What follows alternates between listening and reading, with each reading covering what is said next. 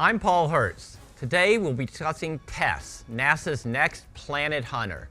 TESS will discover thousands of planets around other stars and help NASA in its search for life beyond Earth. I'm Sarah Seeger. TESS will find planets of all sizes. TESS will find planets of all sizes, bigger than Earth, around nearby bright stars, building on Kepler discoveries.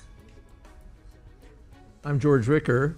Using the 4 ultra-sensitive wide-field cameras on TESS, the mission will look at millions of stars for small drops temporarily in brightnesses as there are passing exoplanets.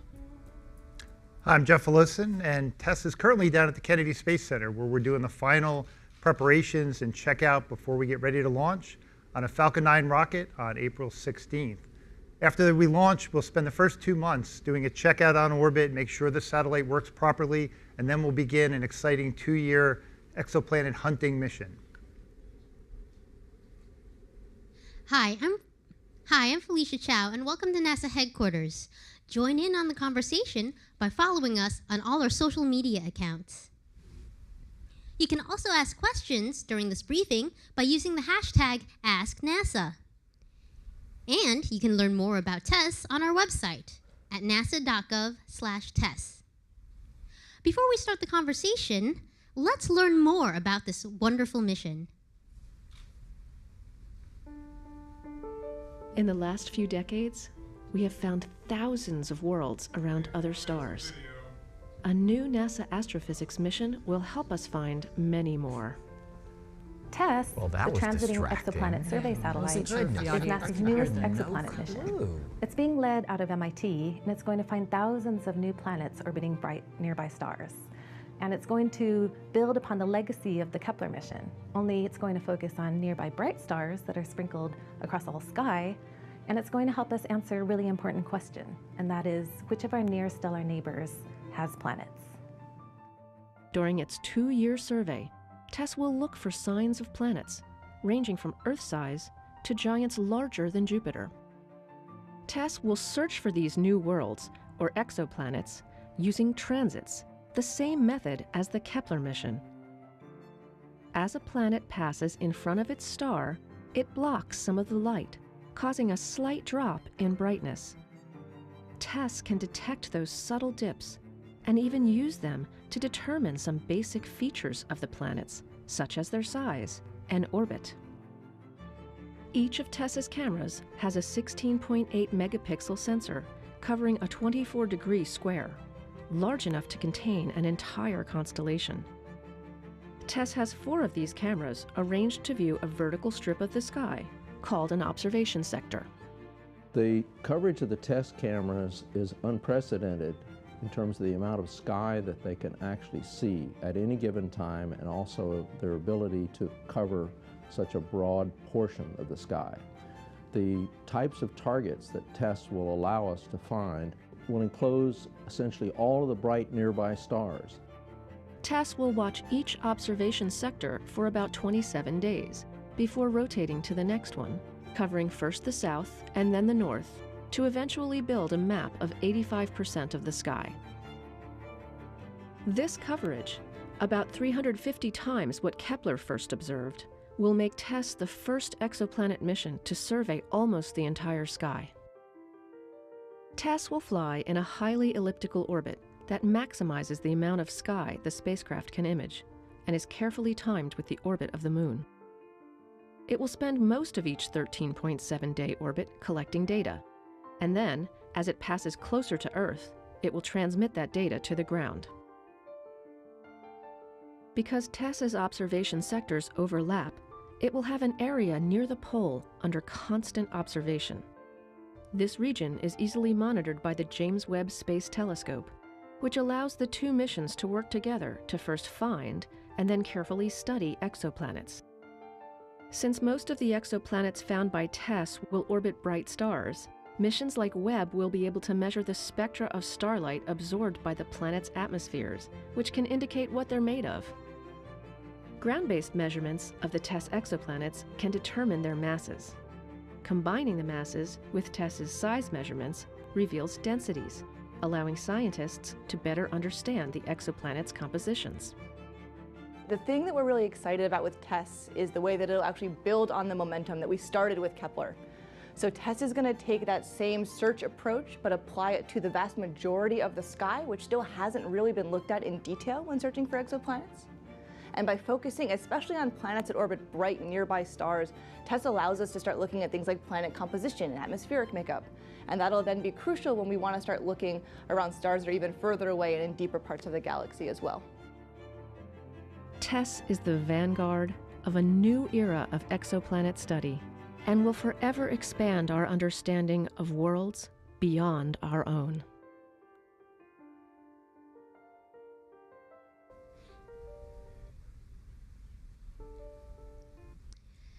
So Paul, can you tell us more about how TESS is going to help NASA's search for life in habitable worlds? Sure. TESS is going to look for planets around other stars by watching the slight dip in brightness of the star as the planet passes in front of it. And this will tell us which stars we need to look at to study those planets in more detail. So we'll be able to turn other telescopes towards those stars, like NASA's upcoming James Webb Space Telescope. And with those larger telescopes, we'll be able to look for telltale signs in the atmospheres of those planets that might tell us what the planets are made of, and perhaps even whether they have the kinds of gases in their atmospheres that on Earth are an indication of life. TESS itself will not be able to find life beyond Earth, but TESS will help us figure out where to point our larger telescopes in that search.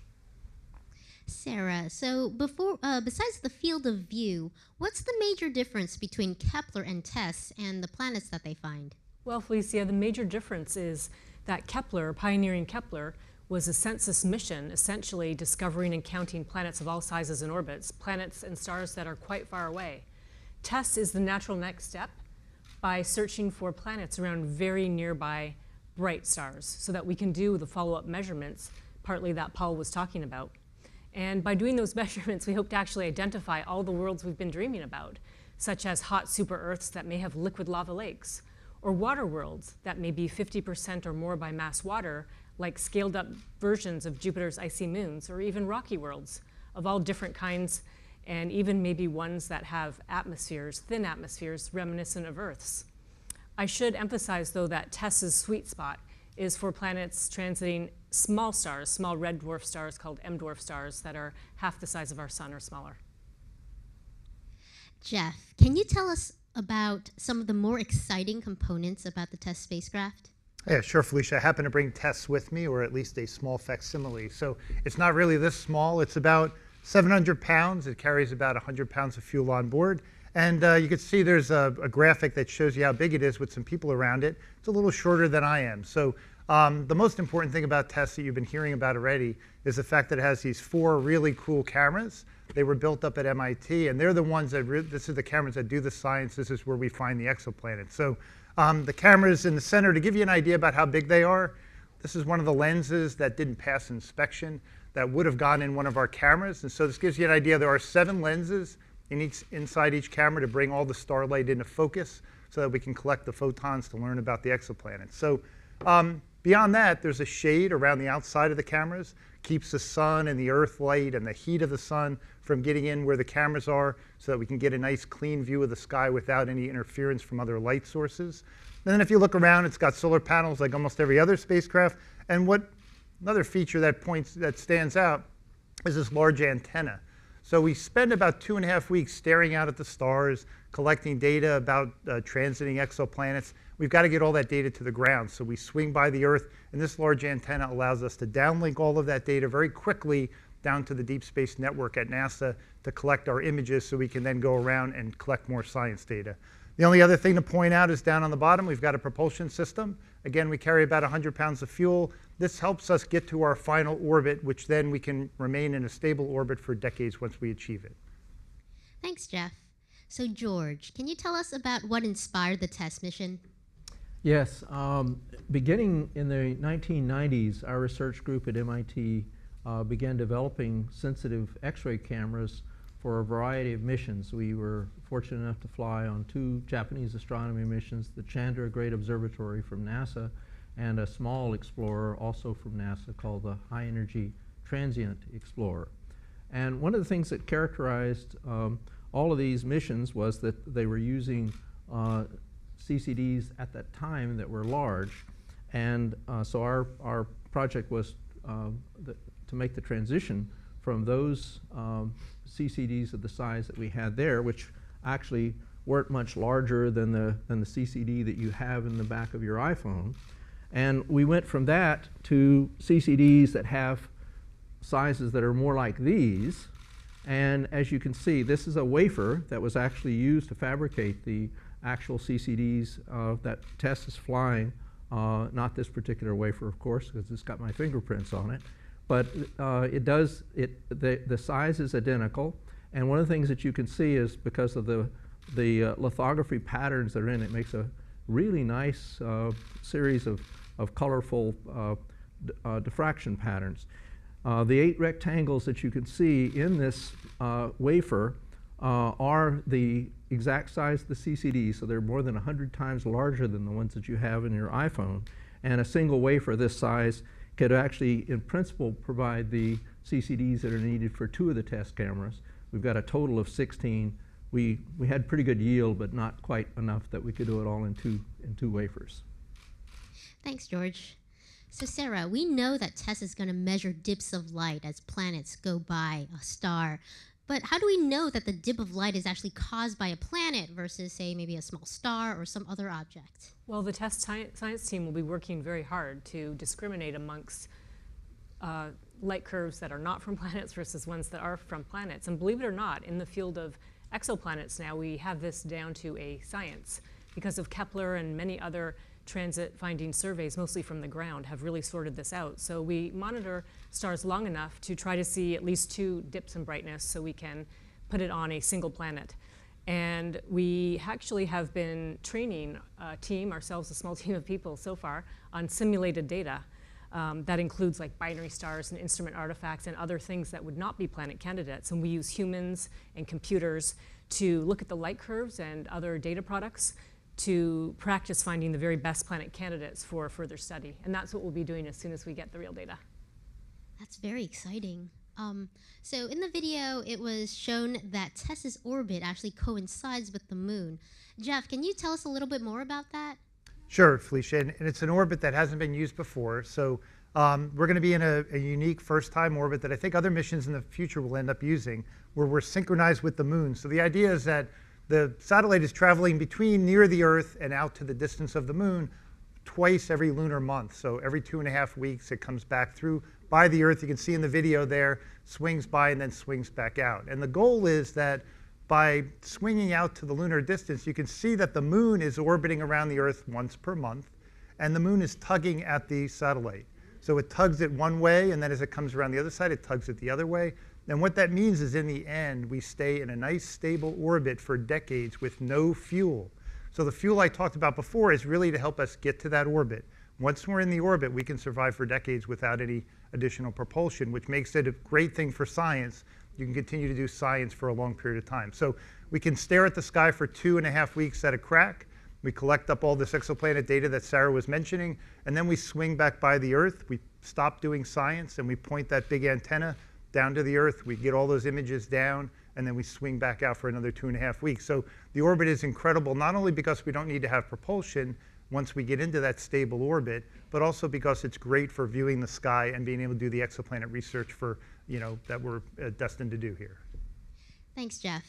So, George, what will a TESS science image look like, and how soon will the science data be available? Okay, well, one of the things that we did on a very cold night in January in Cambridge from the roof of one of the buildings at MIT is to take an engineering model of our camera up on the roof and just try to see how well it would do. And the image that you're seeing is exactly what we did see in a 2-second integration. So it gives you an immediate feeling for how powerful TESS will be in terms of looking at thousands of stars in every single field. That's what we're seeing here. and in millions of stars around the entire sky. One of the things that is characteristic of TESS is, by design, the cameras actually respond to a much broader range of light, in fact, even going out into the infrared. And because of the way the cameras were optimized to look for red stars in the way that Sarah described, 90% of the stars that we know of in the Milky Way are redder and cooler than is our sun. This is exactly the thing that we wanted to do for this particular mission.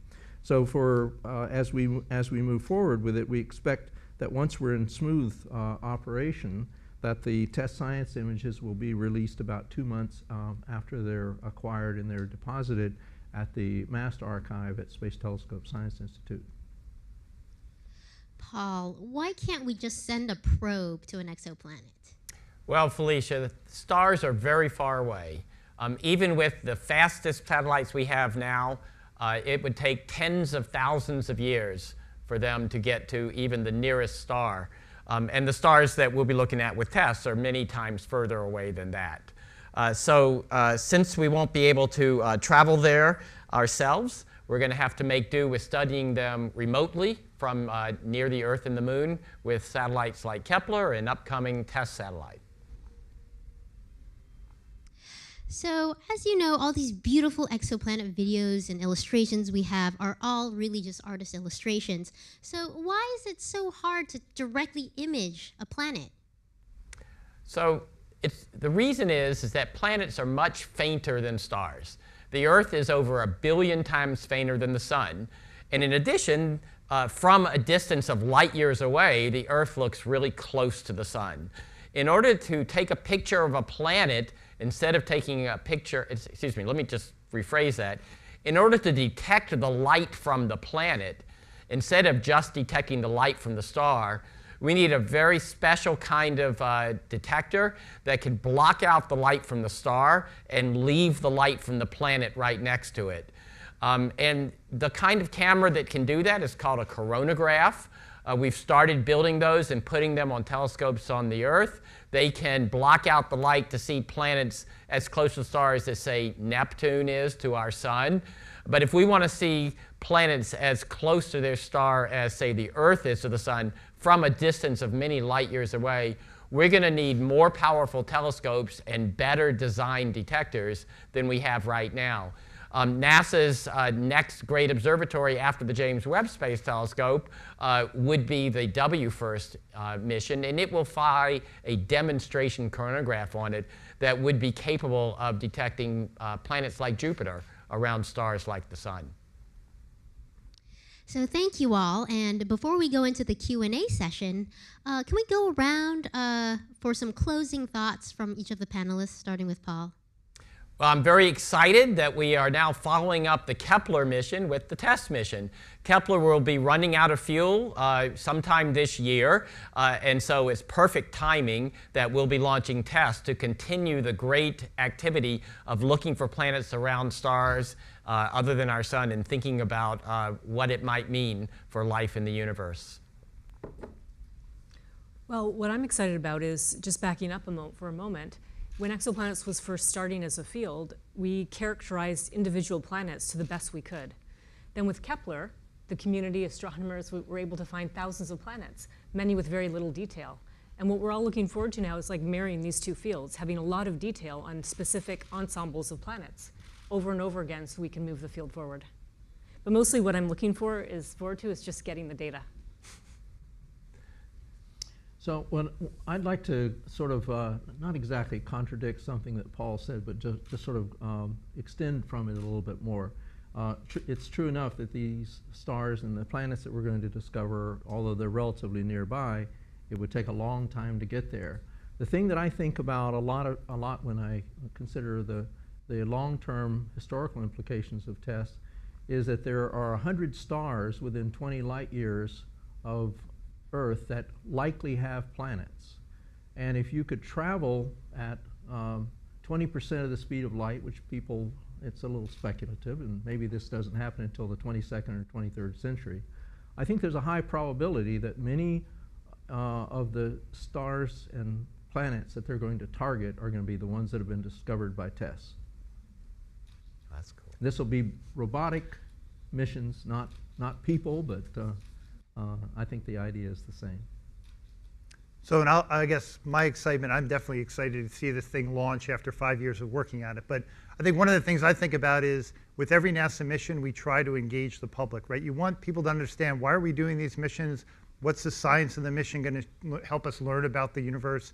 And one of the things about TESS that we thought about early on was, how could we engage young people? When I was young, nobody had ever seen an exoplanet. We didn't even know there was maybe such a thing as an exoplanet. We might be alone as far as planets in our solar system, might be the only one. So what we did is we put out a call to kids around the world to say, hey, why don't you draw pictures of exoplanets? What do you think an exoplanet would be like?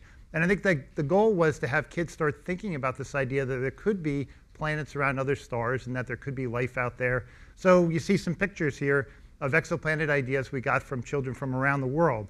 So the goal was to collect them all up. We put them on a thumb drive. We took it down to Cape Kennedy and we glued that thumb drive onto the bottom of the satellite so that all those children's exoplanets will fly with TESS when we launch on April 16th. And if you're out there and you're like, oh man, that sounds so cool, but I missed my opportunity, we do have still, on our social media sites, we do have the ability for you to continue to send in your pictures. So if you really want to draw us an exoplanet, what you think it would look like, send in your exoplanet drawings, and we'll make sure they get up on our social media sites so that everyone can see them. We're kind of building a gallery of all the photos. So that's part of what excites me, is that idea of kind of engaging the public and getting people to start thinking more and more about exoplanets and what we might discover. Thanks, Jeff. Now we're going to go ahead and move into the Q&A session. First, we're going to go to questions on social media. We're going to answer 2 questions, and then we're going to go to the phone line. And then from there, if anyone in the audience would like to ask a question, please raise your hand and we'll give you a mic. So for those who are watching online and you'd like to ask a question through social media, please use the hashtag AskNASA. So Kendra, what do we have on social media today? So we have a 2-part question from Sky, and he's asking, will TESS also be taking photos for potential evidence of life on the newly found exoplanets? And if so, what will be used to find any sort of heat or life signatures? TESS, as we mentioned, it's a finder. TESS is a discovery mission. TESS will find thousands of exoplanets, but TESS does not have the capability to look at the atmospheres for signs of life. And that will be the James Webb Space Telescope, when it launches, will be capable of doing so. Thank you. Can I ask one more? Yeah, sure. So I guess this is a good follow-up. Other than helping TESS find signs of life, what other things will James Webb do to help TESS or work with TESS once it's launched? So the James Webb Space Telescope is a very large telescope, right? George showed how the size, or I guess Jeff showed the size of one of the, George showed it. Whoever showed it. Right, we have the size of one of the lenses on the TESS cameras over here. And it fits in the palm of your hand. The James Webb Space Telescope's set of mirrors comprises a collecting area that's over 6.5 meters across. So it is much more capable of collecting lots of light and dividing that light up into signals that allow us to learn things about the sources that it's looking at. So one of the things it will be doing is looking at the planets that are discovered by TESS. Since we can't see the planets themselves, we'll be looking at the starlight as it filters through the atmospheres of those planets, if they have atmospheres. And James Webb has on board spectrometers, which can divide the light up into its constituent colors, and we can see what kinds of gases might be in those atmospheres. And so that is how astronomers will be able to use the combination of TESS and James Webb to advance our understanding of not just how many exoplanets there are, or how big they are, or how far away they are, but maybe what are they made of? Are they the lava worlds? Are they water worlds? Are they rocky worlds with thin atmospheres like the Earth? And do they have atmospheres that look like our atmosphere or look completely different? That's what we're going to learn, and we don't know the answer to that question yet. Yeah, just as another point to Paul's expression, the fact that the TESS planets are going to be on average 10 times closer than the ones that were discovered by Kepler, it means on average they're going to be about 100 times brighter. So if you tried to do with a telescope like Webb, these kinds of observations from the Kepler targets, 6.5 meters wouldn't do it. Paul, you'd have to figure out how to make a 65-meter telescope in space. Working on it. So, and I think just from my standpoint, one of the most exciting things is when James Webb or Next Generation Space Telescope was first being designed, no exoplanets had been found. So it wasn't part of its primary mission when we first started to think about it. So the idea that this whole evolution of exoplanet research has happened within the time frame that we've been working on the telescope, and that we've been able to kind of reuse it and say, hey, here's another way you can use this incredible tool to help us learn about exoplanets, has been a really cool thing for the agency. So now we have a question from a reporter on our phone lines. Mike Cole from Spaceflight Insider. Yes, hello? Hi. Go ahead and ask your question. Yes, my question is for Dr. Ricker. How are the CCD cameras that you developed at MIT new or special or different from the ones that, say, a backyard astronomer might use in their backyard telescope? They are significant both in degree as well as in scale. One of the things that is for the typical CCDs that are used by amateur astronomers, I mean, I happen to have been an amateur astronomer myself, and I know a little bit about how wonderful the work is that amateurs can actually do, even following up transiting exoplanets, is the CCDs that you can go out and buy are typically very thin in terms of the way in which the light can actually interact because of the photosensitive depth. They're of the order of 2 or 3 microns typically. The TESS CCDs are 100 microns thick, and that's how we're able to actually get out into the near infrared and actually see the peak of the emission that occurs from the cool stars that TESS is going to be optimized for.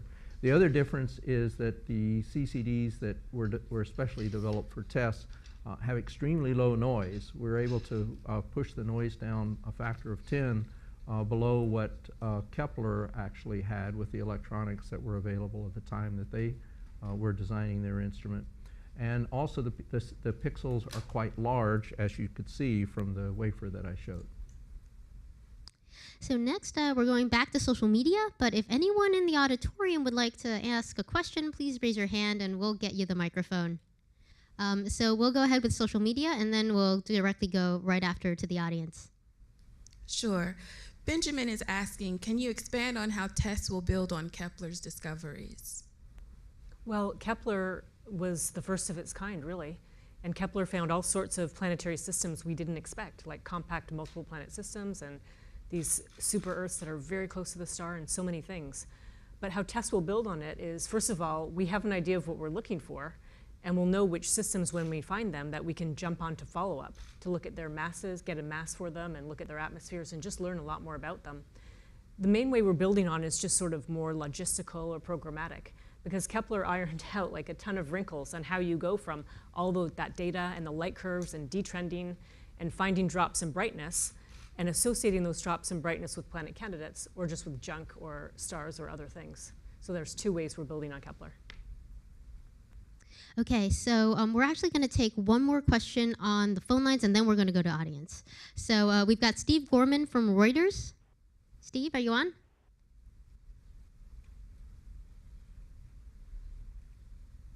Steve? All right, well, we'll hold off on that question. Let's go ahead to the audience. Maximum angle of the exoplanet system that we see it? What's the effect of that on the probability?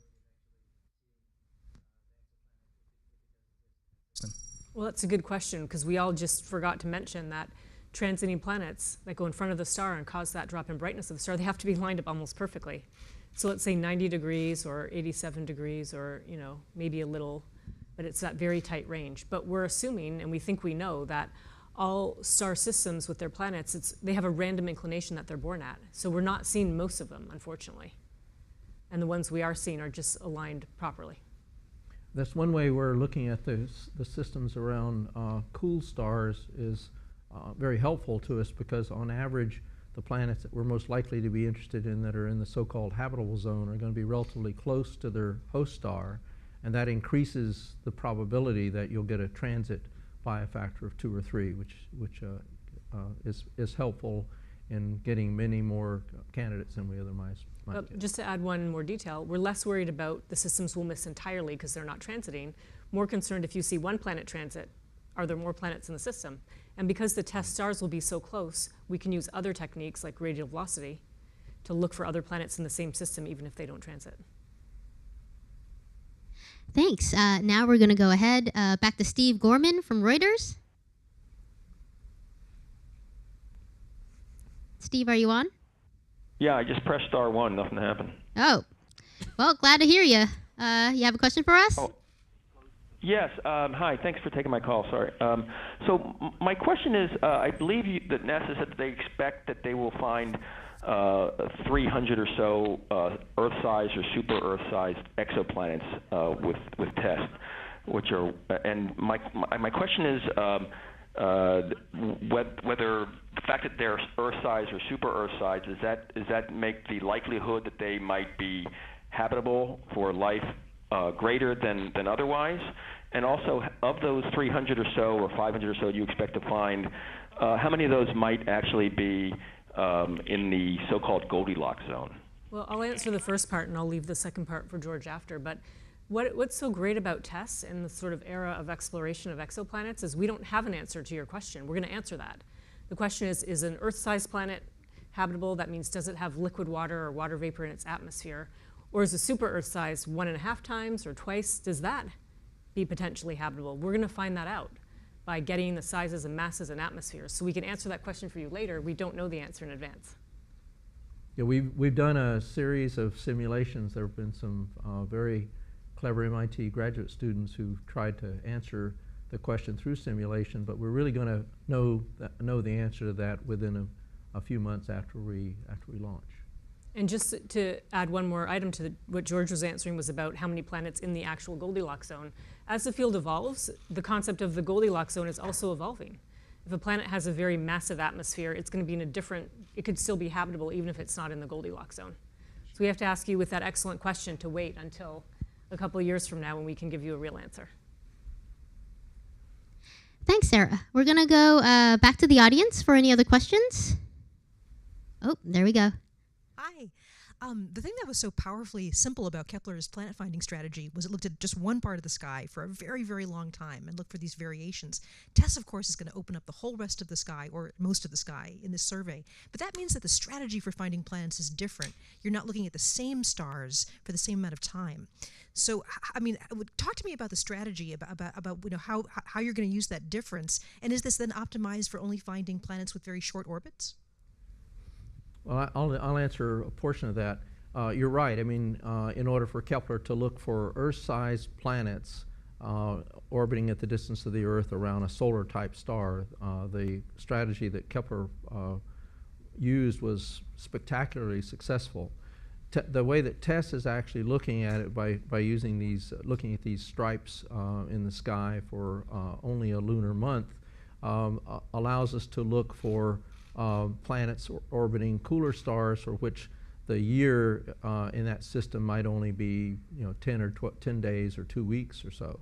But in addition, the area at the ecliptic poles that TESS will actually stare at continuously, first the south and the north, over the 2-year primary mission, that period will be for a year and will be able to extend to observations that will be ideally situated for Webb to look for atmospheric structure in those particular planets.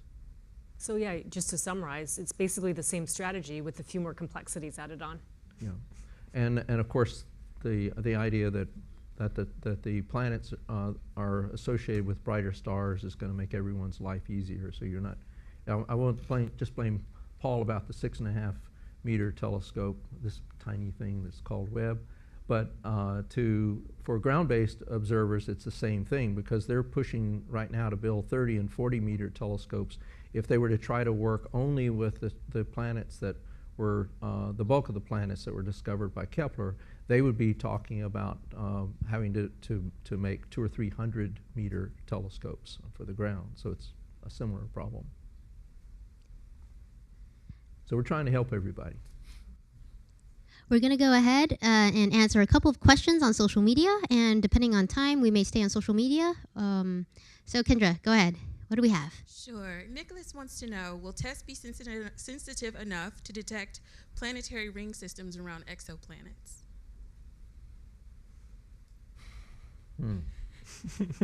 Haven't simulated that yet, George? Well, I think things like Tabby Star, for example, which people may know about, TESS will certainly be able to find systems like that. It depends a lot on what the ring structure, whether there are clouds of asteroids. I mean, there's a lot of speculative ideas, but that actually brings back something that I think we're all acutely aware of. I mean, TESS is an explorer mission. There's a huge discovery space that is going to be opened up for the first time by TESS. I mean, Kepler looked at a 0.25% of the sky, and that meant that the discovery space is there for the other 99.75% of the sky. So I think that's the real promise that I think TESS actually has. And even if we don't have an exact answer for you, I mean, the real answer is probably the rings have to be pretty big. However, all the data is made publicly available through the MAST archive, and anyone can look at the data. You could be a very sophisticated user, or we believe our data will eventually end up on crowdsourcing platforms like Kepler's did, so kids and stay-at-home parents and retired engineers and everybody in between can actually be searching for rings and other things. We have about enough time for 2 more social questions. Sure. Kumar would like to know, how will we here on Earth benefit from TESS's research? Well, TESS is helping us explore our place in the universe. People have always wanted to know, are we alone in the universe? Up until 20 years ago, we didn't know of any planets beyond our own solar system. Now we know that at every star in the sky that you look at, there's probably a family of planets around it. And most of them probably have rocky planets in the habitable zone. So we've expanded our understanding of our place in the universe. Missions like TESS will help us keep learning so that eventually we can answer the question as, are we alone, or we just have the best prime real estate in the galaxy? And I'll just add a more practical answer to that question too, and that is that it takes a huge amount of pure science to enable really like life-changing discoveries like GPS or lasers or medical imaging. And there is actually a whole collection of lists there. But what I like about exoplanets is it's just, people love exoplanets. It's not, interstellar or arrival, not yet anyway, but it draws people into science and it helps with STEM education and keeping the pipeline moving forward, not so everybody will work on exoplanets, but so they'll go into other technology areas and industry and defense and other things. Kendra, we have one more question on social media. Great. So Mark wants to know, how will you assess whether or not the TESS mission was successful? There's a formal requirement that NASA has called a level 1 requirement. And that means that the TESS team has to establish not only detections of transits, but measure masses for at least 50 planets that are of the size of what we refer to as a sub-Neptune. It's a planet that has less than 4 times the radius of the Earth. This requires that there not only be the detections that we're going to make from the images by actually seeing the dips in the light curve, but we then have to carry out follow-up observations, including spectroscopy that will actually allow us to look at the tugging of the planet against its host star, which causes tiny motions in the Doppler shift from any emission lines or whatever features that you get from the host stars. So that is another aspect of the program that we've been charged to carry out. And that's all the time we have left. Thank you so much for joining us. If you have any more questions, please send them to us using the hashtag AskNASA. And be sure to check out our very cool interactive book and posters on the ABCs of exoplanets, and learn more about the TESS mission on our website at nasa.gov/TESS. Also, be sure to visit us on all our social media platforms. Thanks for joining us today. We'll see you at launch on April 16.